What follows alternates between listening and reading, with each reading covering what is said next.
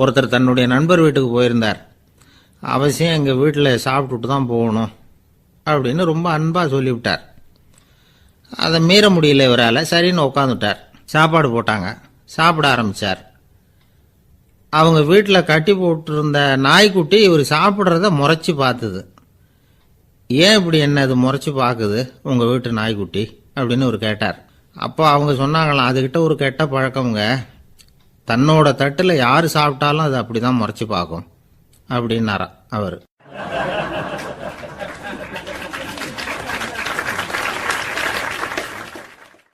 அசோக மன்னர் வந்துகிட்டு இருக்கார். அவருடைய ஆலோசகர்கள் எல்லாம் பக்கத்தில் வந்துகிட்டு இருக்கிறாங்க. அந்த சமயத்தில் எதிரில் ஒரு புத்த பிக்ஷு வர்றார். அசோகர் பார்க்குறார். ஓடி போய் அவர் காலில் விழுந்து வணங்குறார். அசோக மன்னரின் தலை அந்த புத்த துறவியின் பாதத்தில் பட்டுக்கிட்டு இருக்கு. பக்கத்தில் நின்றுக்கிட்டு இருந்த அமைச்சருக்கு இது ரொம்ப சங்கடமாக போச்சு. ரொம்ப வருத்தப்பட்டார். நம்ம அசோக சக்கரவர்த்தி எப்பேற்பட்டவர், அவரோட தலை ஒரு சன்னியாசியின் பாதத்தில் படுறதா அப்படின்னு நினச்சி ரொம்ப கவலைப்பட்டார். அரண்மனைக்கு திரும்பினதும் அமைச்சர் மெதுவாக ஆரம்பித்தார். அரசே, எனக்கு ரொம்ப வருத்தமாக இருக்குது அப்படின்னார். எதுக்குன்னார் மன்னர். அசோக சக்கரவர்த்தியின் தலை, அதாவது அந்த சிரம், ரொம்ப மதிப்புமிக்க ஒன்று. அது ஒரு சன்னியாசியின் காலில் படலாமா அப்படின்னார். அசோகர் பதில் சொல்லலை, சிரிச்சார், போயிட்டார். அதுக்கப்புறம் ஒரு சரியான சந்தர்ப்பத்துக்காக காத்துக்கிட்டு இருந்தார். ஒரு நாள் அமைச்சரை கூப்பிட்டார். எனக்கு 3 தலைகள் வேணும் அப்படின்னார். சொல்லுங்க, கொண்டுகிட்டு வரேன் அப்படின்னார் அமைச்சர். அசோகர் சொன்னார், முதல்ல எனக்கு தேவையானது ஒரு ஆட்டின் தலை, 2வது ஒரு புலியின் தலை, 3வது ஒரு மனிதனின் தலை. இதுதான் அசோகர் கேட்டது. எங்கே இருந்தாலும் கொண்டு வாங்கன்னார். அமைச்சர் புறப்பட்டார். ஆட்டுத்தலை புலித்தலை கிடச்சிட்டுது. அப்புறமா ஒரு சுடுகாட்டுக்கு போய் ஒரு மனித தலையும் சேகரம் பண்ணிட்டு ராஜா கிட்ட வந்துட்டார். அரசே, உங்கள் ஆணைப்படி 3 தலைகளையும் கொண்டு வந்திருக்கிறேன்னார். அசோகர் பார்த்தார். ரொம்ப நல்லது, இப்போ இது 3ஐயும் எடுத்துக்கிட்டு போய் சந்தையில் விற்றுட்டு வாங்க அப்படின்னார். அமைச்சர் அதுகளை எடுத்துக்கிட்டு சந்தைக்கு போனார். முதல்ல ஆட்டுத்தலை நல்ல விலைக்கு விற்று போச்சு. நல்ல விலை கொடுத்து வாங்கிட்டு போட்டாங்க. அடுத்தபடியாக புலி தலையை ஒருத்தர் வாங்கிட்டார். அதை பாடம் பண்ணி வீட்டில் மாட்டி வைக்கலாமே அப்படின்னு நினச்சி அதையும் வாங்கிட்டு போட்டார். மனித தலையை மட்டும் வாங்கிறதுக்கு யாரும் முன் வரலை. எல்லாரும் அதை பார்த்துட்டு விலகி போக ஆரம்பித்தாங்க. அமைச்சர் திரும்பி வந்தார். அரசே, இந்த தலையை மட்டும் யாரும் வாங்க மாட்டேங்கிறாங்க அப்படின்னார். சரி, பரவாயில்ல, இதை இலவசமாகவே இனாமாவே யாருக்கிட்டையாவது கொடுத்துட்டு வந்துடுங்க அப்படின்னார். அமைச்சர் மறுபடியும் சந்தைக்கு போனார். இதை இலவசமாக தரேன், இதை வாங்கிக்கோங்க அப்படின்னார். அப்பவும் அதை யாரும் வாங்கிக்கிறதுக்கு தயாராக இல்லை. மறுபடியும் திரும்பி மன்னர்கிட்ட விவரத்தை சொன்னார். இப்போ மன்னர் சொல்கிறார், அமைச்சரே, உயிர் இருக்கிற வரைக்கும் தான் இந்த தலைக்கு மதிப்பு. ஜீவன் போனதுக்கப்புறம் அதோட மதிப்பும் போயிடுது. அதனால் மதிப்பு இருக்கும் பொழுதே பெரியவர்கள் பாதம் பணிந்து அந்த புனிதத்தை பெற்றுக்கொள்ளணும் அப்படின்னார். பணிவுங்கிறது வேற, அடிமைத்தனம்ங்கிறது வேற. பெரியவர்களை பணிவது நமக்கு பெருமை தரக்கூடிய விஷயம். இதை மனசில் வச்சுக்கிட்டு எப்போ காலில் விழணும், எப்போ காலில் விழக்கூடாது அப்படிங்கிறத முடிவு பண்ணிக்கணும். ஒரு சாதாரண ஆள் நடந்து வந்துக்கிட்டு இருந்தார். எதிரில் வந்த ஒரு பெரிய மனுஷன் ஓடி போய் அவர் காலில் விழுந்து தன்னுடைய தலையை அவர் பாதத்தில் கொண்டு போய் வச்சார். கொஞ்ச நேரம் கழித்து எழுந்திரிச்சு வந்துட்டார். வந்த பிறகு இவரை கேட்டேன், ஏன் திடீர்னு ஓடி போய் அந்த ஆள் காலில் விழுந்தீங்க அப்படின்னு. அவர் போட்டிருக்கிறது என்னோட காணாமல் போன செருப்பான்னு கண்டுபிடிக்கிறதுக்காக அப்படி விழுந்தேன் அப்படின்னார்.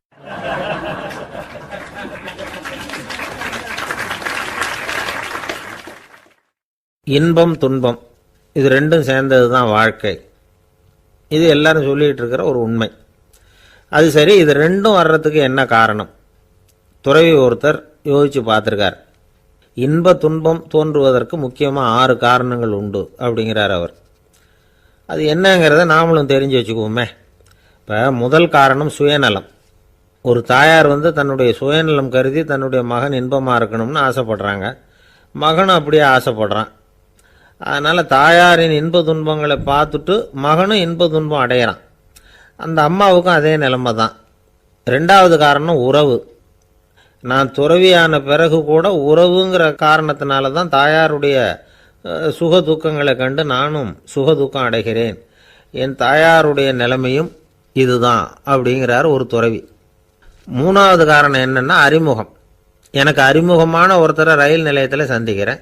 அவர் தன்னுடைய பணப்பையை எங்கேயோ தொலைச்சிவிட்டு வருத்தப்பட்டுக்கிட்டு இருக்கிறார். நானும் வருத்தப்படுறேன். அந்த சமயத்தில் யாரோ ஒருத்தர் இதுதானே அவங்க பணப்பை அப்படின்னு சொல்லி கொண்டாந்து நீட்டுறார்.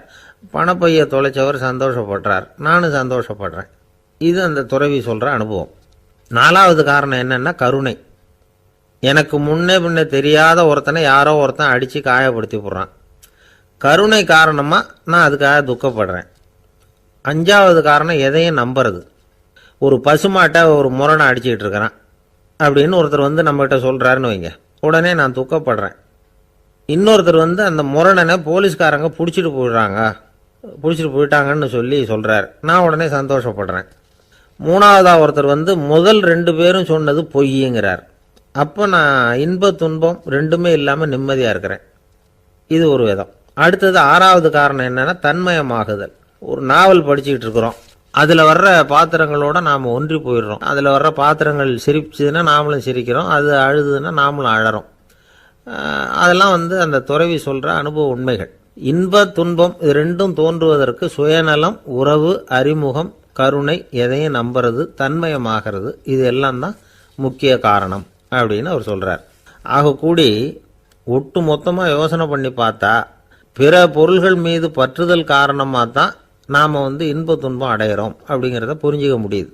மனுஷன் வந்து இன்ப துன்பம் அடையிறதுக்கு 7வது காரணம் கூட ஒன்று உண்டு அப்படின்னு சொல்லிகிட்டே வந்தார் ஒருத்தர். அது என்ன அப்படின்னு கேட்டோம்.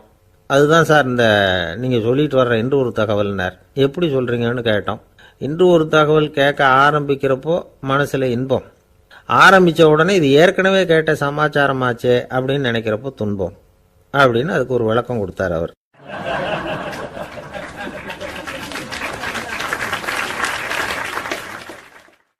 கடற்கரை ஓரமாக ஒரு பெரியவர் கையால் மணலை கீறிக்கிட்டே உட்காந்துருக்கிறார்.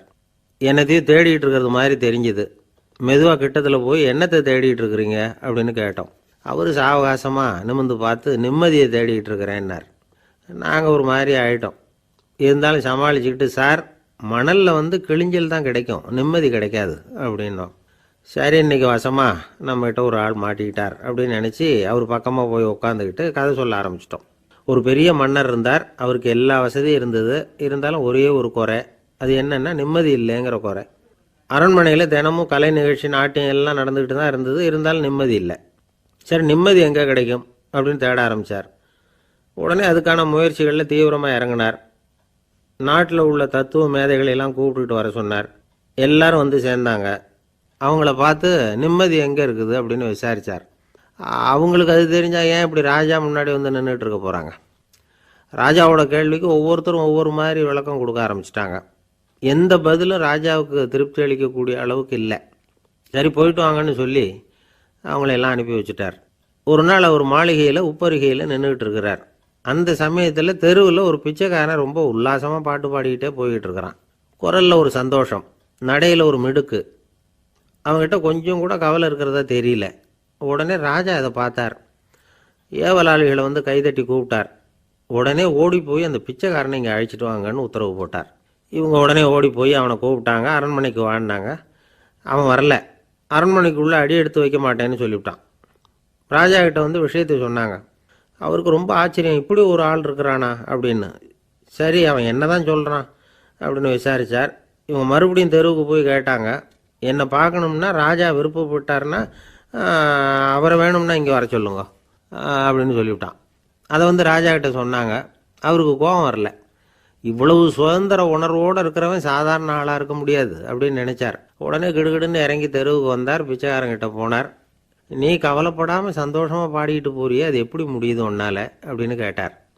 ஏன் அப்படி கேட்குறீங்கன்னு அவன், அதுக்கு இல்லை, எனக்கு அரண்மனையில் எவ்வளவோ சுகபோகங்கள்லாம் இருக்குது, இருந்தாலும் நிம்மதி இல்லை. இது ஏன்னு எனக்கு தெரியல. இந்த தேசத்தில் உள்ள அறிஞர்களை எல்லாம் கூப்பிட்டு கேட்டு பார்த்துட்டேன், அவங்களுக்கும் தெரியல. உன்னை கேட்டால் தெரியும்னு நினச்சேன், அதனால தான் சந்திக்கிறதுக்கு ஆசைப்பட்டேன். ஆனால் நீ வரமாட்டேன்னு விட்டியே அப்படின்னார். பிச்சைக்காரன் கடகடன்னு சிரிக்க ஆரம்பிச்சிட்டான். மகிழ்ச்சிக்கும் உங்களுக்கும் தடையாக இருக்கிறது இந்த மாளிகை தான். இதை விட்டுட்டு வெளியில் வந்துட்டா நிம்மதி தேடிட்டு வந்துடும்னா. நான் அரசன், எனக்குன்னு கடமைகள் இருக்குது, அதையெல்லாம் விட்டுட்டு எப்படி வர முடியும்னார் ராஜா. ரெண்டும் ஒரே நேரத்தில் கிடைக்கணுங்கிறது முடியாத காரியம். உங்கள் சுகபோகத்துக்கு விலையாக தான் உங்கள் நிம்மதியை கொடுத்துக்கிட்டு இருக்கிறீங்க. என்ன பாருங்க, என்கிட்ட எதுவும் இல்லை, அதனால் எதுவும் போயிடுமோங்கிற பயமும் இல்லை, நிம்மதியாக இருக்கிறேன் அப்படின்னா அவன். ராஜா உடனே சந்தோஷப்பட்டு தன்னுடைய மேலங்கியை எடுத்து அவனுக்கு பரிசாக கொடுத்தாரான். அவன் சிரிச்சுக்கிட்டே அதை வாங்க மாட்டேன்னு விட்டானான். இதை நீங்கள் எனக்கு கொடுக்கறதுனால எந்த பயனும் இல்லை, அதே நேரத்தில் அதை வாங்கிக்கிட்டேன்னா அடுத்த வினாடியிலேருந்து அதை எப்படி காப்பாற்றுறதுங்கிற கவலை எனக்கு வந்து சேர்ந்துடும், அப்புறம் தூக்கம் வராது, நிம்மதி போயிடும் அப்படின்னு நானான். சொல்லிவிட்டு அவன் பாட்டுக்கு சந்தோஷமாக பாடிக்கிட்டே போயிட்டான். நிம்மதி எங்கே இருக்குங்கிறதையும் ராஜா தெரிஞ்சுக்கிட்டார். அந்த இடத்துக்கு தன்னால் போக முடியாதுங்கிறதையும் அவர் புரிஞ்சுக்கிட்டார்.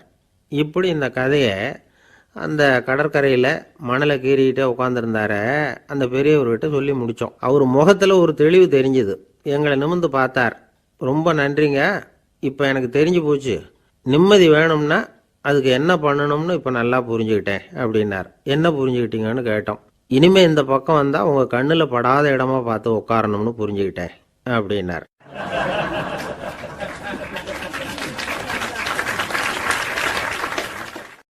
இந்த உலகத்தில் மனுஷன் எவ்வளவோ தவறுகள் செய்கிறான். அதுக்கெல்லாம் என்ன காரணம்? அதை பற்றின ஆராய்ச்சி தான் இன்னைக்கு. இதுக்கு ஆராய்ச்சி என்னத்துக்கு, அது தெரிஞ்ச விஷயம் தானே அப்படின்னு நீங்கள் நினைக்கலாம். ஆனால் அப்படி அலட்சியமாக இந்த விஷயத்தை விட்டுறக்கூடாது. பொதுவாக எல்லோரும் நினைக்கலாம் எது சரி எது தவறு அப்படின்னு தெரியாததுனால தான் மனுஷன் தப்பு பண்ணுறான் அப்படின்னு. ஆனால் அப்படி சொல்லிட முடியாது. மனுஷன் தெரிஞ்சே தான் தவறுகள் பண்ணுறான். இப்போ உதாரணத்துக்கு ஒரு சாலையில் இடது பக்கம் போக வேண்டிய ஒருத்தர் நடுக்கோட்டை தாண்டி வலது பக்கமாக வண்டியை ஓட்டிகிட்டு போகிறாருன்னு வச்சுக்கோங்க. என்னப்பா இது தப்பு இல்லையா அப்படின்னு அவர்கிட்ட கேட்டால், அதெல்லாம் எனக்கு தெரியும், நீ உன் வேலையை பார்த்துட்டு போ அப்படிம்பார். வலது பக்கமாக போகிறது தப்புன்னு தெரிஞ்சே தான் அவர் அப்படி செய்கிறார், அப்படி போகிறார். பெரிய உத்தியோகத்தில் இருக்கிறவங்க கூட லஞ்சம் வாங்குறாங்க. அவங்களுக்கெல்லாம் லஞ்சம் வாங்குறது தப்புன்னு தெரியலன்னு அர்த்தம். திருடுறது தப்புன்னு தெரியாமலாம் மனுஷன் திருடுறான், நல்லாவே தெரியும். நீங்கள் வேணும்னா கேட்டு பாருங்கள், வேறு வழி இல்லை அதனால தான் திருடுறேன்பா. திருடுறது ஒரு புண்ணியமான காரியம்னு திருடனே கூட சொல்ல மாட்டான். திருடுறது தவறுங்கிறது திருடனுக்கு தெரியும் அப்படிங்கிறத விளக்கிறதுக்காக ஒரு பெரியவர் ஒரு கதை சொன்னார்.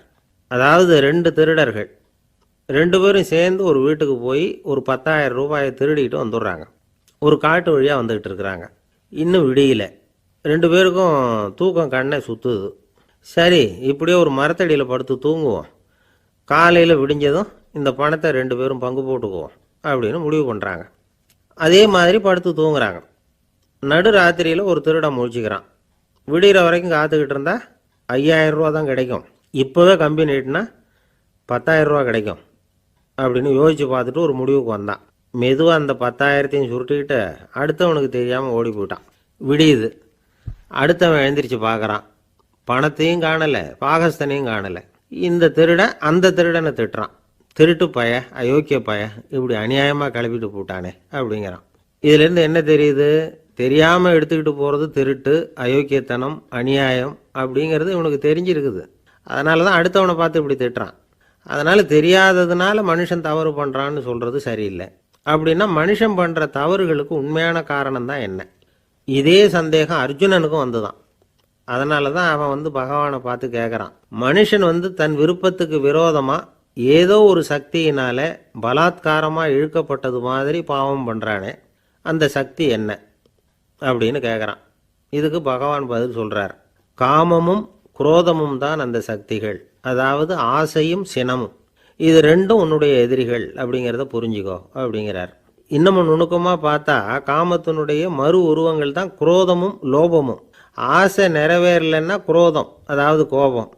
ஆசை நிறைவேறிட்டதுன்னா லோபம், அதாவது பேராசை. பாவத்தை கண்ட்ரோல் பண்ணணும்னா அதுக்கு மெயின் சுவிட்ச் எது அப்படிங்கிறது இப்போ தான் தெரியுது. அதுக்கு மனுஷன் தெரிஞ்சே தான் தவறு பண்ணுறான் அப்படின்னு பேசிக்கிட்டோமே. அதுக்கு ஒரு உதாரணம். ஒரு ஆள் ஹோட்டலில் சாப்பிட போனான். சாப்பிட்டு முடித்தான். எழுந்திரிச்சு முதலாளிகிட்ட பில்லை கொடுத்தான். காசை கொடுக்கல. முதலாளி பணம் கொடுன்னு கேட்டார். இவன் என்கிட்ட பணம் இல்லைன்னா. முதலாளி கொஞ்சம் கூட அலட்டிக்கல. உள்ளே இருந்து ஒரு ஆளை கூப்பிட்டார். இவனை கூப்பிட்டுட்டு போய் இட்லி மாவு ஆட்ட சொல்லுன்னார். இவனும் கவலைப்படாமல் உள்ளே போயிட்டான். அப்போது அழைச்சிக்கிட்டு போகிற ஆள் கேட்குறான், ஏன் சார் சாப்பிட்றதுக்கு முன்னாடி காசு இல்லைங்கிறது உங்களுக்கு தெரியாதா அப்படின்னு கேட்குறான். தெரியும். காசு இல்லைங்கிறதும் தெரியும். காசு இல்லாமல் சாப்பிட்டா மாவாட்டணுங்கிறதும் தெரியும் அப்படின்னா அந்த ஆள். அப்படின்னா நீங்கள் உங்கள் வீட்லேயே சாப்பிட்ருக்கலாமே அப்படின்னு கேட்குறான் அவன். அதுக்கு இவர் சொல்கிறாரு, அது எப்படி, அங்கே சாப்பிட்டாலும் நான் இதே வேலையை தானே செய்ய வேண்டியிருக்கும் அப்படின்னாராம்.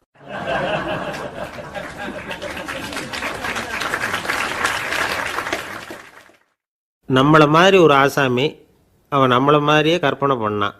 அதாவது நாம் தான் இந்த உலகத்தில் ரொம்பவும் கஷ்டப்படுறோம், மற்றவங்கள்லாம் சந்தோஷமாக இருக்கிறாங்க அப்படின்னு அவன் நினச்சிக்கிட்டான். அவன் ஒரு நாள் கடவுளை வேண்டிக்கிட்டானான், சுவாமி, இந்த உலகத்தில் எவ்வளவோ பேர் இருக்கிறாங்க, ஒவ்வொருத்தருக்கும் ஒவ்வொரு விதமான கஷ்டம் இருக்கலாம், ஒத்துக்கிறேன். இருந்தாலும் எனக்கு அது கொஞ்சம் அதிகமாக இருக்கிறது மாதிரி தெரியுது. அதனால் நீங்கள் எனக்காக ஒரு சின்ன உதவி செஞ்சால் போதும். அது வேறு ஒன்றும் இல்லை, என்கிட்ட இருக்கிற துயரங்களை இன்னொருத்தர் யாருக்கிட்டையாவது கொடுத்துருங்க, அவர்கிட்ட இருக்கிற துயரங்களை என்கிட்ட மாற்றி கொடுத்துருங்க. ஒரு மியூச்சுவல் டிரான்ஸ்ஃபர், அவ்வளவுதான். அப்படி பண்ணிவிட்டா போதும் அப்படின்னு வேண்டிக்கிட்டானான். அன்னைக்கு ராத்திரியே அவன் ஒரு கனவு கண்டிருக்கான். வானத்திலேருந்து ஒரு குரல் கேட்டிருக்கு. அது என்ன சொல்லிச்சு தெரியுமா? ஏ ஜனங்களே, எல்லாரும் அவங்கவுங்க கஷ்டங்களை ஒரு பையில் போட்டு எடுத்துக்குங்க. அப்படி எடுத்துக்கிட்டு நேராக இந்த ஊர் எல்லையில் இருக்கிற கோயிலுக்கு வந்து சேருங்க அப்படின்னுது அந்த குரல். ஆஹா, கடவுள் நம்ம பிரார்த்தனைக்கு செவி சாய்ச்சுட்டார் அப்படின்னு சந்தோஷப்பட்டான் இவன். உடனே என்ன பண்ணான், தன்கிட்ட இருந்த கஷ்டத்தையெல்லாம் ஒரு சாக்கு பையில் போட்டு எடுத்துக்கிட்டான். வீட்டை விட்டு வெளியில் வந்தான். தெருவில் இறங்கி நடக்கிறான். அங்கே பார்த்தா ஏகப்பட்ட பேர் ஆளுக்கு ஒரு பையை தூக்கிக்கிட்டு கோயிலுக்கு போய்கிட்டு இருக்கிறாங்க. சில பேர் மூட்டையாக கட்டி தலையில் சுமந்துக்கிட்டு போய்கிட்டு இருக்கிறாங்க. இவன் பார்த்தான். இவனுக்கு ரொம்ப ஆச்சரியமாக இருந்தது. ஏன்னா எல்லாரும் வச்சிருக்கிற பை இவன் பையை விட பெருசாக இருந்தது. இவன் பை தான் இருக்கிறதுலே கொஞ்சம் சின்னதாக தெரிஞ்சுது.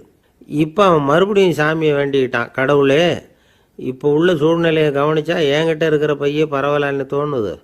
அதனால் வேற பை எதையும் மாற்ற வேணாம், இதுவே பரவாயில்ல, இந்த பையோடு திரும்பி வீட்டுக்கு போனால் போதும்னு நினைக்கிறேன் அப்படின்னு எதோ நினைக்க ஆரம்பிச்சுட்டான் அவன். எல்லோரும் கோயிலுக்கு போய் சேர்ந்தாங்க. கோயிலில் அந்த குரல் மறுபடியும் கேட்டுது. எல்லாரும் அவங்கவுங்க பைகளை சோகத்தில் தொங்க விடுங்க, திடீர்னு விளக்குகள் அணையும், மணி அடிக்கப்படும், அதுதான் அடையாளம். அந்த சமயத்தில் இருட்டில் உங்களுக்கு வேண்டிய பையை நீங்கள் மாற்றி எடுத்துக்கலாம், தேர்ந்தெடுத்துக்கலாம். வெளிச்சம் இருக்கிறப்பவே உங்களுக்கு பிடிச்ச பைக்கு பக்கமாக பார்த்து நீங்கள் நின்றுக்கலாம் அப்படின்னு சொல்லி விவரம் சொல்லிச்சான் அந்த குரல். அப்படி சொன்னதுக்கப்புறம் திடீர்னு விளக்கு அணைஞ்சிது, மணி அடிச்சுது. கொஞ்ச நேரம் கழித்து மறுபடியும் விளக்குகள்லாம் எரிஞ்சுது. இப்போ பார்த்தா எல்லாரும் அவங்கவுங்க பையையே கெட்டியாக பிடிச்சிக்கிட்டு நிற்கிறாங்க. இவனும் அப்படியே நிற்கிறான். இவன் மெதுவாக பக்கத்தில் நிற்கிறவங்ககிட்ட கேட்டானா, ஏன் நீங்கள் பையை கையிலேயே வச்சுருக்கிறீங்க, செவுத்தில் மாட்டலையா அப்படின்னு கேட்டிருக்கான். இல்லைப்பா, நீ ஏன் கையிலேயே வச்சுருக்கிறியோ அதே காரணத்துக்காக தான் நாங்களும் வச்சுருக்குறோம். நம்ம கவலைகளை பற்றி நமக்கு ஓரளவுக்காவது தெரியும், ஆனால் மற்றவங்க கவலைகள் நமக்கு பரிச்சயம் இல்லாதவை, பழக்கம் இல்லாதது. அதனால் நமக்கு தெரிஞ்ச கவலைகளை சமாளிக்கிறது சுலபம். தெரியாததை சமாளிக்கணும்னா மறுபடியும் ஆரம்பத்திலேருந்து ஆரம்பிக்கணும். அதனால் பழைய நண்பர்களோடு வாழறது தான் மேல் அப்படின்னு நானான். அதுக்கப்புறம் அவன் தன்னோட பையே போதும்னு வீட்டுக்கு திரும்பி வந்துட்டானான். இது ஒரு பெரியவர் சொல்லியிருக்கிற கதை. அதனால் நம்மக்கிட்ட இருக்கிற கஷ்டங்கள் தான் பெருசு, அதை இன்னொருத்தங்கிட்ட கொடுத்துட்டு மாற்றிக்கலாம் அப்படின்னு நினைக்கிறது தப்பு.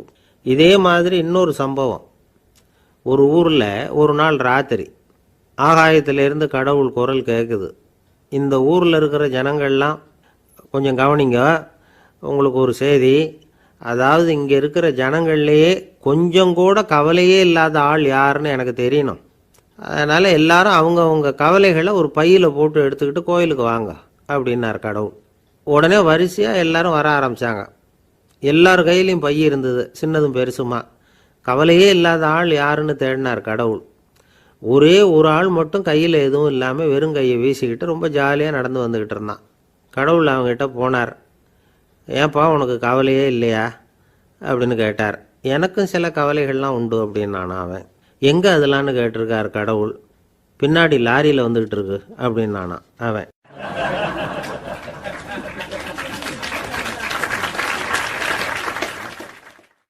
சங்கீத வித்வான்களில் பல வகை உண்டு.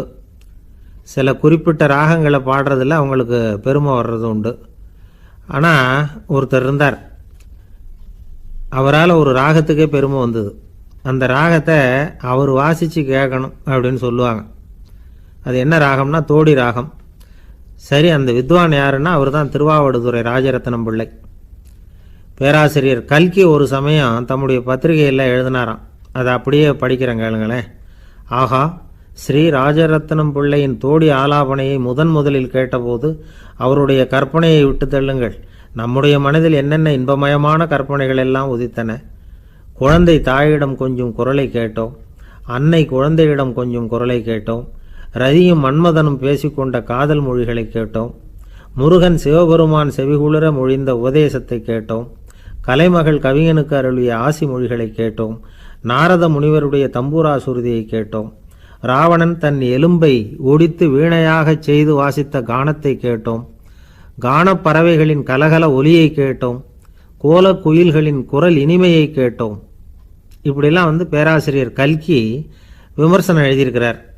திருவாவடுதுறை ராஜரத்னம் பிள்ளை அவர்களுடைய வாசிப்பை கேட்டுட்டு டி.என். ராஜரத்னம் பிள்ளை இறந்து போனார். அப்போ கவிஞர் கண்ணதாசன் எழுதினார், செவியனில் ஓடி எங்கள் சிந்தையில் ஓடி இந்த புவியெல்லாம் ஓடி நின்பார் பொங்கிய தோடி வேறிங்கு எவரிடம் போகும் ஐய இனி அதை காப்பார் யாவர் அவிந்தனின் சடலத்தோடே அவிந்தது தோடிதானும் அப்படின்னு எழுதினாராம். அந்த அளவுக்கு அவருடைய தோடியை ரசித்தவர்கள் உண்டு. அதே மாதிரி தோடின்னா என்னன்னு தெரியாமலே அவரை ரசித்தவங்களும் அந்த காலத்தில் உண்டு. அதாவது ஒரு பெரிய சபையில் இவர் வாசிச்சுக்கிட்டு இருக்கிறார். பாதியில் ஒரு பெரிய மனுஷன் உள்ளே வந்தார். அவர் உடம்புல பட்டு வேஷ்டி, ஜருகை, அங்கவஸ்திரம், வாயில் வெத்தலை, வாசனை புகையில, காதில் வைரக்கடுக்கன், கழுத்தில் தங்க சங்கிலி, கை விரல் பூரா மோதிரம், கையில் ஒரு வெள்ளி வெத்தலை புட்டி, உதவிக்கு 2 பேர் பக்கத்தில். இவ்வளவு பந்தாவோடு வரார் கச்சேரி கேட்குறதுக்கு. இப்படி வந்தவர் முதல் வரிசையில் உட்கார்ந்தார்.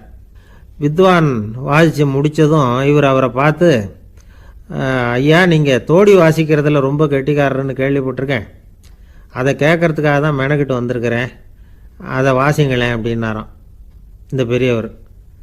ராஜரத்னம் பிள்ளைக்கு ஒன்றும் புரியல. ஏன்னா இது வரைக்கும் அவர் வாசிச்சுக்கிட்டு இருந்ததே அந்த தோடி ராகத்தை தான்.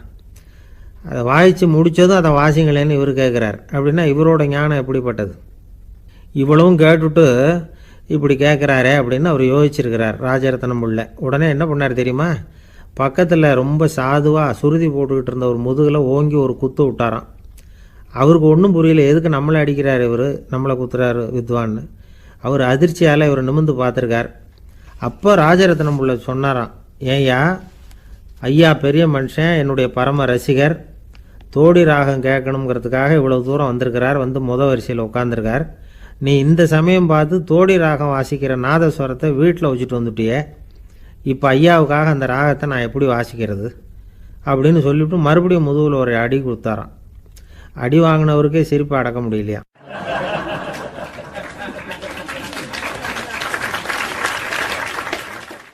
ஒரு ஊரில் ஒரு ராஜா இருந்தார். அவர் ஒரு நாள் காலையில் அரண்மனையில் மேல் மாடத்தில் நின்றுக்கிட்டு இருந்தார். அப்போ ஒரு ஆள் வீதியில் ரொம்ப வேகமாக ஓடிக்கிட்டு இருக்கான். அதை ராஜா கவனிச்சார். அவன் மனசில் ஏதோ ஒரு தவிப்பு இருக்குங்கிறத புரிஞ்சுக்கிட்டார். உடனே அரண்மனை சேவகர்களை கூப்பிட்டார். அந்த ஆளை இங்கே அழைச்சிட்டு வாங்க அப்படின்னார். இவங்க ஓடி போய் அந்த ஆளை அழைச்சிட்டு வந்தாங்க. மன்னர் முன்னாடி நிறுத்தினாங்க. மன்னர் அவனை நிமிர்ந்து பார்த்தார். எதுக்காக இவ்வளோ வேகமாக ஓடிக்கிட்டு இருக்கிற அப்படின்னு கேட்டார்.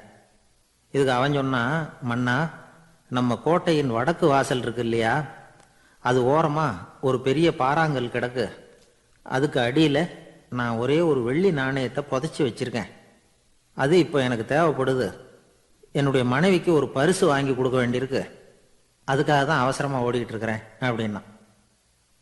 மன்னர் யோசனை பண்ணார். அப்புறம் சொன்னார், அதுக்காகவா இப்படி ஓடுற? பரவாயில்ல, அதை பற்றி கவலைப்படாத. நான் உனக்கு 10 வெள்ளி காசுகள் தர்றேன், வாங்கிட்டு திரும்பி போ அப்படின்னார். இவன் தலையை சொரிஞ்சான். மன்னா, நீங்கள் கொடுக்கறத ரொம்பவும் மகிழ்ச்சியோடு வாங்கிக்கிறேன். இருந்தாலும் அதுக்கப்புறம் அந்த வடக்கு வாசலுக்கு போய் அங்கே இருக்கிற ஒரு நாணயத்தையும் எடுத்துக்கிட்டு போயிடுறேனே அப்படின்னானா. இதை பாருப்பா, அந்த ஒரு நாணயத்தை மறந்துடு, உனக்கு 100 வெள்ளி நாணயங்கள் தரேன்னு இருக்கார். மன்னா, ரொம்ப மகிழ்ச்சி, உங்கள் மாதிரி தாராள குணம் வேற யாருக்கும் வராது. நீங்கள் கொடுக்குற 100 நாணயங்களையும் வாங்கிக்கிறேன். இருந்தாலும் வடக்கு வாசலுக்கு போய் அதையும் எடுத்துக்கிட்டா 101 ஆயிடுமே அப்படின்னானா. இதை பாருப்பா, அந்த ஒரு நாணயத்தை மறந்துரு, அது எக்கேடாவது கெட்டு போகட்டும், நான் உனக்கு 100 பொற்காசுகள் தரேன், அதையாவது வாங்கிட்டு வந்த வழியிலேயே திரும்பி போடுன்னாராம். தங்க நாணயங்களே தரேன்னு சொல்றீங்க, தாராளமாக வாங்கிக்கிறேன், இருந்தாலும் வடக்கு வாசலுக்கு போய் அப்படின்னு மறுபடியும் ஆரம்பிச்சான். அரசர் பொறுமை இழந்துட்டார். கடைசியாக ஒரு முடிவுக்கு வந்துட்டார். இதை பாருப்பா, உனக்கு என்னுடைய ராஜ்யத்திலேயே பாதியை கொடுத்துட்றேன், அப்படியாவது திருப்தியாக திரும்பிப்போ அப்படின்னாராம். மன்னா, உங்களுடைய பெருந்தன்மைக்கு ஈடு இணையே கிடையாது, தேசத்திலேயே பாதி பிரித்து கொடுக்குறேன்னு சொல்கிறீங்க, அதனால் உங்ககிட்ட ஒரு சின்ன வேண்டுகோள் அப்படின்னானா. சொல்லுன்னாராம் மன்னர் ஆர்வமா. இவன் மெதுவாக ஆரம்பித்தான். அப்படி இந்த ராஜ்யத்தை 2ஆக பிரிக்கிறப்போ அந்த வடக்கு வாசல் இருக்கிற பக்கத்தை என்கிட்டயே கொடுத்துருங்கோ அப்படின்னானா. மன்னர் அசந்து போயிட்டார். இந்த கதை எதுக்காகன்னு கேட்டால், மனம்ங்கிறது ஒரு குரங்குங்கிறத புரிஞ்சுக்கிறதுக்காகத்தான். உன்னை பிடிச்சிக்கிட்டா லேசில் விடாது, அப்படிப்பட்ட மனசை அறிவு தான் வழி நடத்தணும். அதில் தான் வாழ்க்கையின் வெற்றி அடங்கி இருக்குது. ஒரு சின்ன பையன் தெருவில் அழுதுகிட்டு இருந்தான். ஏன்பா அழுகுறேன்னு ஒரு பெரியவர் கேட்டார். 1 ரூபா காசை இங்கே தொலைச்சுட்டேன் அப்படின்னா. சரி, அதுக்காக அழாத, அதுக்கு பதிலாக 10 ரூபா தரேன், இந்தா வச்சுக்கோன்னு கொடுத்தார். அந்த 10 ரூபாயை வாங்கி சட்டப்பையில் போட்டுக்கிட்டு அதை விட அதிகமாக சத்தம் போட்டு அழ ஆரம்பிச்சுட்டான். மறுபடியும் ஏன்டா அழறேன்னு கேட்டார் பெரியவர். அந்த 1 ரூபாயும் கிடைச்சிட்டுதுன்னா இப்போ என்கிட்ட 11 ரூபா இருக்குமே, இப்போ 10 ரூபா தானே இருக்கு அப்படின்னு சொல்லிவிட்டு அழறான். என்னுடைய நண்பர் ஒருத்தர், அவருக்கு ஜாதகத்தில் நம்பிக்கை உண்டு, அவரே ஜோசியம்லாம் பார்ப்பார். என்ன சார் இந்த காலத்தில் இதையெல்லாம் நம்பிக்கிட்டு இருக்கீங்களே அப்படின்னு கேட்டால், உங்களுக்கு ஒன்றும் தெரியாது சார், இந்த உலகத்தில் ஒவ்வொருத்தரும் அவங்கவங்க செய்கிற நல்லது கெட்டதுக்கு தகுந்த பலனை அனுபவிச்சே தீரணும்பார். அது மட்டும் இல்லை, ஒருத்தர் செத்துட்டா கூட அவன் செஞ்ச பாவ புண்ணியங்கள் கூடவே போய்கிட்டு இருக்கோம்பார். அது எப்படி கூட போவோம் அப்படின்னு குதர்க்கமாக கேட்டால், அதுக்கு அவர் ஒரு கதை சொன்னார். அது ரொம்ப சுவாரஸ்யமாக இருந்தது. அது என்ன கதைன்னா, ஒரு ஊரில் ஒருத்தர் இருந்தாராம். அவர் ஜோசியம் பார்க்குறதுல ரொம்ப கெட்டிக்காரரான். ஒருத்தருடைய தலைமுடியை மட்டும் அவர்கிட்ட காட்டினா போதும், அதை மட்டும் பார்த்துட்டு அவருடைய ஜாதகத்தையே அலசி போடுவாராம். அப்பேற்பட்ட திறமை. அந்த ஆள் ஒரு சமயம் கன்னியாகுமரி கடற்கரைக்கு போயிருந்திருக்கார். அங்கே கரை ஓரமாக ஒரு மண்டை ஓடு கிடந்திருக்கு. அதை எடுத்து பார்த்துருக்கார். அந்த மண்டை ஓட்டை வச்சுக்கிட்டே அதோட ஜாதகத்தை அலசியிருக்கார். இந்த மண்டை ஓட்டுக்கு உரிய ஆசாமி வாழ்க்கையில் ரொம்ப கஷ்டப்பட்டிருக்கணும், நிறைய கஷ்டத்தை அனுபவிச்சிருக்கணும், அது தாங்க முடியாமல் தான் கடலில் விழுந்து தற்கொலை பண்ணிட்டு இருக்கான் அப்படிங்கிறத அவர் கணிச்சுட்டார். இருந்தாலும் இந்த மண்டை ஓடு இன்னமும் அனுபவிக்க வேண்டியது பாக்கி இருக்கு அப்படிங்கிறத அவர் உணர்ந்தாராம். அது சரி, ஒருத்தன் உயிரோடு இருக்கிற வரைக்கும் நல்லது கெட்டதை அனுபவிக்க முடியும், செத்ததுக்கு அப்புறமும் பாக்கி இருக்குன்னா அதை எப்படி அனுபவிக்கிறது? இந்த மண்டை ஓட்டுக்கு இன்னும் கொஞ்சம் பாக்கி இருக்குங்கிறது அவருக்கு புரிஞ்சதே தவிர அதோட அர்த்தம் என்னங்கிறது சரியாக விளங்கலை. சரி, இதை இன்னும் கொஞ்சம் விவரமாக ஆராய்ச்சி பண்ணுவோம் அப்படின்னு நினச்சிக்கிட்டு அதை தன்னுடைய வீட்டுக்கு எடுத்துகிட்டு போயிட்டார். அந்த மண்டை ஓட்டை ஒரு பெட்டியில் வச்சு பூட்டினார். தன்னுடைய தனி அறையில் அதை பத்திரமா வச்சுக்கிட்டார். தினமும் ராத்திரி ஆனதும் தன்னுடைய மனைவியை பார்த்து, நீ போய் பூஜை அறையில் தனியாக படுத்துக்க அப்படின்னு சொல்லிவிட்டு தினம் ராத்திரி 12 மணிக்கு பெட்டியை திறந்து அவர் பார்ப்பார். மண்டை ஓடு அப்படியே இருந்தது தவிர இன்னும் கொஞ்சம் பாக்கி இருக்குங்கிறதுக்கு அர்த்தம் அவருக்கு விளங்கலை. அந்த மண்டை ஓட்டுக்கு இன்னும் என்ன பாக்கி இருக்க போகுது? எப்படியோ ஒரு 10 நாள் போச்சு. அந்த வீட்டம்மாவுக்கு சந்தேகம் வந்துட்டுது. நம்ம வீட்டுக்காரரு நம்மளை தனியாக ஏன் தூங்க சொல்கிறார் அப்படிங்கிற சந்தேகம். உடனே பக்கத்து வீட்டு அம்மா கிட்ட விஷயத்தை சொல்லியிருக்கிறாங்க. அந்த அம்மா உடனே, நீ கவலைப்படாத, நான் கண்டுபிடிச்சி சொல்கிறேன் அப்படின்னு சொல்லிவிட்டாங்களாம். அன்னைக்கு ராத்திரியே ஜன்னல் வழியாக எட்டி பார்த்துருக்குறாங்க. இந்த ஆள் மண்டை ஓட்டை கையில் வச்சுக்கிட்டு அது திருப்பி திருப்பி பார்த்துக்கிட்டு இருக்கிறான். அதை பார்த்துட்டாங்க. மறுநாள் காலையில் அவரோட மனைவியை பார்த்தாங்க. ஏம்மா, உன் வீட்டுக்காரருக்கு நீ முதல் மனைவியா 2வது மனைவியா அப்படின்னு கேட்டாங்களாம். எனக்கு தெரிஞ்ச வரைக்கும் நான் ஒருத்தி தான் அவருடைய மனைவி அப்படின்னாங்களாம் அவங்க. அப்படி இல்லை, நீ அவருக்கு 2வது மனைவி. முதல் மனைவியின் மண்டை ஓட்டை தான் அவர் தினமும் ராத்திரியில் எடுத்து பார்த்துக்கிட்டு இருக்கிறார் அப்படின்னாங்க அடுத்த வீட்டு அம்மா. அப்படியா விஷயம் அப்படின்னு சொல்லிவிட்டு கணவன் வீட்டில் இல்லாத நேரமாக பார்த்து அந்த மண்டை ஓட்டை எடுத்து கொண்டாந்து ஒரு உரலில் போட்டு உலக்கையால் குத்தி நொறுக்க ஆரம்பிச்சிட்டாங்க. வெளியில் போயிருந்த அந்த ஆள் அப்போ தான் உள்ளே நுழைஞ்சார். மண்டை ஓடு உலக்கை கிட்ட குத்து வாங்கிக்கிட்டு இருக்கு. அது அனுபவிக்க வேண்டியது இன்னும் கொஞ்சம் பாக்கி இருக்குங்கிறதுக்கு அர்த்தம் எனக்கு இப்போ தான் புரிஞ்சுது அப்படின்னாராம் அவர். இந்த கதையிலேருந்து நாம் இன்னொரு நீதியையும் புரிஞ்சுக்கணும். அதாவது நம்ம வீட்டை பற்றி நமக்கு புரியாததெல்லாம் அடுத்த வீட்டுக்காரங்களுக்கு நல்லா புரியும். ஒரு ஊரில் ஒரு ஆள் இருந்தான். அவன் ஒரு நாள் கோயிலுக்கு போனான். கடவுள்கிட்ட வேண்டிக்கிட்டான், எனக்கு ஒரு 1,00,000 ரூபா நீ கொடுத்தா நான் உன் சன்னதியில் ஒரு தேங்காய் உடைக்கிறேன் அப்படின்னு வேண்டிக்கிட்டான். கடவுள் பார்த்தார். உடனே அவன் கண் முன்னாடி தோன்றினார். இந்தா நீ கேட்ட 1,00,000 ரூபாய் அப்படின்னு சொல்லி அவன் கையில் பணத்தை கொடுத்துட்டு மறைஞ்சிட்டார். இவனால் நம்பவே முடியல. இவ்வளவு சுலபமாக கிடைக்கும்னு தெரிஞ்சிருந்தா அனாவசியமாக ஒரு தேங்காய் உடைக்கிறேன்னு வேண்டியிருக்க வேண்டியது இல்லையே அப்படின்னு நினச்சான். இருந்தாலும் வேண்டுதலை நிறைவேற்ற வேண்டியது கடமை. அதுக்காக என்ன பண்ணான், பக்கத்தில் ஒரு கடைக்கு போனான். ஒரு தேங்காயை கையில் எடுத்தான். இது என்ன விலைன்னு கேட்டான். 5 ரூபான்னார் கடையில் இருந்தவர். அதிகமாக இருக்குதே விலைன்னா. அப்படின்னா ஒன்று செய்யுங்க, அடுத்த ஊருக்கு போங்க, அங்கே தென்னந்தோப்பு அதிகம், அதனால் அங்கே இதை விட குறைஞ்ச விலைக்கு கிடைக்கும் அப்படின்னார். சரின்னு அடுத்த ஊருக்கு கிளம்புனான். அங்கே போய் விசாரித்தான். ஒரு தேங்காய் 3 ரூபாய் விலைன்னாங்க. இதுவும் அதிகமாக தெரியுதேன்னா. அப்படின்னா ஒன்று செய்ய, அதோ அந்த ஆற்று ஓரமாக ஒரு தென்னை மரம் இருக்கு பார், அதில் நீயே ஏறி பறிச்சுக்கோ, ஒரு தேங்காய்க்கு 1 ரூபா கொடுத்தா போதும் அப்படின்னார் அந்த தோப்புக்கு சொந்தக்காரரு. இவனுக்கு மரம் ஏற தெரியாது. இருந்தாலும் ஆசை யாரை விட்டுது, விலை சல்லிசாக இருக்குதே. ஆற்று ஓரம் போனால் தட்டு தடுமாறி அந்த மரத்தில் ஏறினா அந்த தென்னை மரம் வளைஞ்சி ஆற்று பக்கம் போய் அப்புறம் நிமிர்ந்து இருந்தது. அதாவது மரத்தின் உச்சி சரியாக ஆற்றுக்கு நடுவில் இருந்தது. ஆற்றுல வெள்ளம் கரபுரண்டு ஓடிக்கிட்டு இருக்கு. இவன் கடவுள் கொடுத்த 1,00,000 ரூபாயை மடியில் வச்சு இறுக்கி கட்டிக்கிட்டான். உச்சிக்கு போய் காய் பறிக்கிற சமயத்தில் காற்றும் மழையும் பலமாக கலந்து அடிக்க ஆரம்பிச்சுட்டுது. கால் வழுக்கி விட்டுட்டுது. இவன் சடார்னு ஒரு தென்னை மட்டையை பிடிச்சிக்கிட்டு தொங்க ஆரம்பிச்சிட்டான். கீழே பயங்கரமான வெள்ளம். மடியில் 1,00,000 ரூபா பணம். என்ன செய்யறதுன்னு தவிக்கிறான். இந்த சமயம் கரையில் ஒரு யானை பாகன் யானையை குளிப்பாட்டிக்கிட்டு இருக்கிறான். அது அவன் கண்ணில் பட்டது. ஐயா ஒரு உதவின்னு கத்தினான். அவன் என்ன செய்யணும்னு கேட்டான். உன் யானையை மெதுவாக இங்கே அழைச்சிட்டு வா, எனக்கு நேராக கீழே நிறுத்து, என் காலை பிடிச்சி மெதுவாக கீழே இறக்கி விட்டுரு, என் மடியில் இருக்கிற பணத்தில் உனக்கு 10,000 ரூபா தரேன் அப்படின்னா. அவன் பார்த்தான். காலை கையை பிடிச்சா கூட எவனும் இந்த காலத்தில் 10 ரூபாய்க்கு மேலே தரமாட்டேங்கிறான். இவன் காலை பிடிச்சா 10,000 தர்றேங்கிறான் அப்படின்னு யோசனை பண்ணான். உடனே யானையை கொண்டுட்டு போனான். அவனுக்கு நேராக கீழே நிறுத்தினான். அவன் காலை பிடிச்சான். அவ்வளவுதான். அந்த நேரம் பார்த்து யானை மெதுவாக நடந்து அப்பால போட்டுது. இப்போ யானை பாகன் அவன் காலை கெட்டியாக பிடிச்சிக்கிட்டு தொங்குறான். பரிதாபமாக மேலே பார்க்குறான். அவன் மட்டையை பிடிச்சிக்கிட்டு தொங்குறான். இப்போ யானை பாகன் சொல்கிறான், தம்பி மட்டையை விட்டுறாத, கெட்டியாக பிடிச்சிக்கோ, நான் உனக்கு 10,000 ரூபா தரேன், இதோ மடியில் தான் வச்சுருக்கேன்னா. மேலே தொங்குறவனுக்கு இந்த நிலைமையிலேயும் ஒரு சந்தோஷம், மேற்கொண்டு ஒரு 10,000 ரூபா நமக்கு கிடைக்கும் போல இருக்கே அப்படின்னு. இந்த சமயத்தில் ஒருத்தன் ஒட்டகத்தை ஓட்டிகிட்டு வந்தான் அந்த பக்கமாக குளிப்பாட்டுறதுக்கு. யானை பாகம் பார்த்துட்டான். ஐயா ஒட்டகக்காரரே, அதை இங்கே கொண்டுட்டு வா, எங்கள் காலை பிடிச்சி பத்திரமா இறக்கி விடு, நாங்கள் பணம் கொடுக்குறோம்னா. அவனும் பணத்துக்கு ஆசைப்பட்டு வந்தான். அவன் காலை பிடிக்கிற சமயம் ஒட்டகமும் நழுவி போட்டுது. இப்போ 3 பேருமே வரிசையாக தொங்குறாங்க. ஒட்டகக்காரன் கத்துறான், தம்பி மட்டையை விட்டுறாத, கெட்டியாக பிடிச்சிக்கோ, நான் என் மடியில் இருக்கிற 5,000 உனக்கு தந்துடுறேன்னா.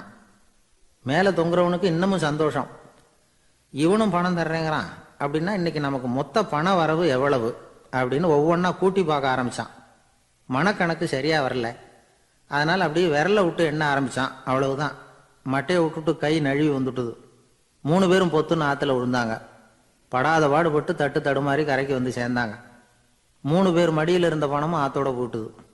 பேராசை பெருநஷ்டம் அப்படின்னு ஒரு பழமொழி இருக்குல்ல, அதை விளக்கறதுக்காக சொல்லப்பட்ட கதை இது.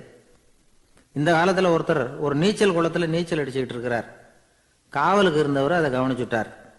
கரையிலேருந்து சத்தம் போட்டாராம், இதோ பாருங்க, இங்கே ராத்திரி 8 மணிக்கு மேலே நீச்சல் அடிக்கிறது சட்டப்படி குற்றம், அதுக்கு அனுமதி கிடையாது, தெரியாதா உங்களுக்கு அப்படின்னாராம். இதுக்கு அவரு, ஐயையோ நான் நீச்சல் அடிக்க வந்தவன் இல்லைங்க, சும்மா சுற்றி பார்க்க வந்தவன், தடுமாறி குளத்தில் விழுந்துட்டேன், நீச்சல் தெரியாது, அதனால் தத்தளிச்சுக்கிட்டு இருக்கிறேன் அப்படின்னு கத்துனாராம். கரையில் இருந்தவர் பார்த்தார். ஓ அப்படின்னா சரி, அதுக்கு ஒன்றும் தடை இல்லை அப்படின்னு சொல்லிவிட்டு அவர் பாட்டுக்கு நடந்து போயிட்டாராம். ஒரு ஊரில் ஒரு ஆள் இருந்தான். நிறைய பணம் சேர்த்தான். அவனுக்கு சம்பாதிக்க தெரியுமே தவிர செலவு பண்ண தெரியாது. மகா கஞ்சன். காசை கையில் எடுக்கவே மாட்டான். எடுத்தால் செலவு செய்ய வேண்டியிருக்குமே, அதனால் இப்படியே அவன் காலத்தை ஓட்டி விட்டான். வயசாயிட்டுது. அவனுடைய மனைவி ஒரு நாள் கேட்டாங்க, இவ்வளவு நாளா நீங்கள் என்னை எங்கேயுமே அழைச்சிட்டு போனதில்லை, இப்போவாவது அழைச்சிட்டு போகக்கூடாதா அப்படின்னாங்க. எங்கே போகணும் சொல்லுன்னா. காசிக்கு போகணும், கங்கையில் குளிக்கணும்னாங்க. இவன் பார்த்தான், இதுக்கு ஏன் அவ்வளோ தூரம் செலவு பண்ணிட்டு போகணும், நம்ம ஊர் ஆற்றுலேயே குளிக்கலாமே, இதுவும் புண்ணிய நதி தான், இங்கே குளித்தா அங்கே குளித்த பலன் கிடச்சிரும் அப்படின்னா. சரின்னு 2 பேரும் ஆத்தங்கரைக்கு போனாங்க. அன்னைக்கு ஏதோ விசேஷம், நிறைய கூட்டம், நிறைய பேர் குளிச்சுக்கிட்டு இருக்கிறாங்க. கரையில் சில புரோகிதர்கள் நின்றுக்கிட்டு இருக்கிறாங்க. குளிக்கிறதுக்கு முந்தி அவங்கக்கிட்ட உட்காந்தா ஏதோ மந்திரம்லாம் சொல்லுவாங்க, கொஞ்சம் காசு கொடுக்க வேண்டியிருக்கும். அதனால் இவன் என்ன பண்ணான், ஆத்தங்கரையிலேயே கொஞ்சம் தூரம் போனான். ஊரை விட்டு தள்ளி வந்துட்டான், அங்கே யாருமே இல்லை. அப்பாடான்னு சந்தோஷப்பட்டான், குளிக்கலாம்னு புறப்பட்டான். இந்த நேரம் கடவுள் பார்த்தார், இந்த கஞ்சனுக்கு ஏதாவது புத்தி போகட்டணும் அப்படின்னு நினைச்சார். உடனே ஒரு புரோகிதர் மாதிரி உருவத்தை மாற்றிக்கிட்டு அந்த ஆள் முன்னாடி வந்து நின்னார். அவனுக்கு அதிர்ச்சி, இங்கே யாருமே இருக்க மாட்டாங்கன்னு நினச்சா இங்கேயுமே ஒரு ஆள் வந்துட்டாரு, என்ன பண்ணுறதுன்னு யோசனை பண்ணான். புரோகிதர் உருவத்தில் இருந்த கடவுள் சொன்னார், இதை பாருங்க, இன்னைக்கு விசேஷ நாள், நீராடுறதுக்கு முன்னாடி சுயகல்பம் பண்ணிக்கிறது ரொம்ப நல்லது அப்படின்னார். என்கிட்ட பணம் எதுவும் இல்லையேன்னா. பரவாயில்ல, அப்புறமா கொடுங்க, வாங்கிக்கிறேன். ஆனால் ஒன்று, எவ்வளவு கொடுப்பீங்கிறத மட்டும் இப்போவே சொல்லி கொடுங்க அப்படின்னார். இவன் ரொம்ப யோசனை பண்ணான். ஒரு 10 பைசா தரேன் அப்படின்னா. சரின்னு ஒத்துக்கிட்டு எல்லா கிரியைகளையும் அவர் செஞ்சார். அதுக்கப்புறம் கணவனும் மனைவியும் ஆற்றுல குளிச்சாங்க. அவர் போயிட்டார். கொஞ்ச நாள் கழித்து அவன் வீட்டுக்கு வந்தார் கடனை வசூல் பண்ணுறதுக்கு. வாசலில் நின்றுக்கிட்டு இருந்த அவன் மனைவி இவரை பார்த்ததும் தயங்க ஆரம்பித்தாங்க. அந்த அம்மா கிட்ட விஷயத்தை சொன்னார். அந்த அம்மா ஓடி போய் உள்ளே இருக்கிற தன்னுடைய கணவர்கிட்ட சொன்னாங்க. அவன் யோசனை பண்ணான், இப்போ வெளியில் போனால் அவனுக்கு 10 காசு கொடுக்க வேண்டியிருக்கும், அதனால் எனக்கு காய்ச்சல்னு அந்த ஆளுகிட்ட சொல்லிவிடு, இன்னொரு சந்தர்ப்பத்தில் என்னை வந்து பார்க்க சொல்லு அப்படின்னா. அந்த அம்மா போய் சொன்னாங்க. அப்படிங்களா, அப்படின்னா அவரை நான் உடனே போய் பார்க்கணுமே அப்படின்னு உள்ளே நுழைய ஆரம்பித்தார். அவங்க மறுபடியும் இருங்க தான் வரேன்னு சொல்லிவிட்டு உள்ள ஓடி விஷயத்தை சொன்னாங்க. இது ஏதுடா வம்பா போச்சு அப்படின்னு பார்த்தான். மனைவியை கிட்டத்தில் கூப்பிட்டான். இதோ பாரு, ஜன்னி கண்டு நான் இறந்து போயிட்டதா சொல்லிவிடு அப்படின்னா சொன்னாங்க. புரோகிதர் பார்த்தார். அப்படின்னா ஒரு வழியாக இருந்து அவருடைய இறுதி சடங்குகளையும் நானே முடிச்சுட்டு போயிடுறேன் அப்படின்னார். உள்ளே இருந்தவன் யோசனை பண்ணான், அந்த ஆள் என்னை விடமாட்டான் போல இருக்கு, அதனால் ஒரு சவப்பெட்டியில் என்னை வச்சு தூக்கிக்கிட்டு மயானத்துக்கு போங்க, பார்த்துக்கலாம் அப்படின்னா. புரோகிதரும் விடுற மாதிரி இல்லை, கூடவே நடந்து போய்கிட்டு இருக்கிறார். அங்கே இறக்கி சடங்குகளை முடிச்சுட்டு தீ வைக்கிற நேரம் பொட்டிக்குள்ளே இருந்த நம்ம ஆள் அலறி அடிச்சுட்டு வெளியில் ஓடி வந்தான். புரோகிதர் உருவத்தில் இருந்த கடவுள் சிரிச்சார், தன்னுடைய சுய உருவத்தை காட்டினார். அதுக்கப்புறம் அவனை கூப்பிட்டு, இதை பாருப்பா, ஏன் இப்படி அல்லாடுற, ஏதாவது வர வேணும்னா கேள்வித்தரேன் அப்படின்னார். அவன் யோசனை பண்ணான். பகவானே, ஒரே ஒரு வரம் தான் உங்ககிட்ட கேட்கணும்னா. என்ன வேணும் கேளுன்னார். அந்த 10 பைசா தட்சணையை தள்ளுபடி பண்ணால் போதும் அப்படின்னா. கடவுளும் சரின்னு சொல்லிட்டு போயிட்டார். இப்படி ஒரு கதையை சுவாமி சிவானந்தர் சொல்லியிருக்கிறார். செல்வந்தர்கள் பல பேர் இப்படித்தான் இருக்கிறாங்க, தாங்களும் அனுபவிக்க மாட்டாங்க, அடுத்தவங்களுக்கும் கொடுக்க மாட்டாங்க. இது மாதிரியான கஞ்சர்களுக்கு இந்த உலகம் இல்லை அந்த உலகம் இல்லைங்கிறார் அவர்.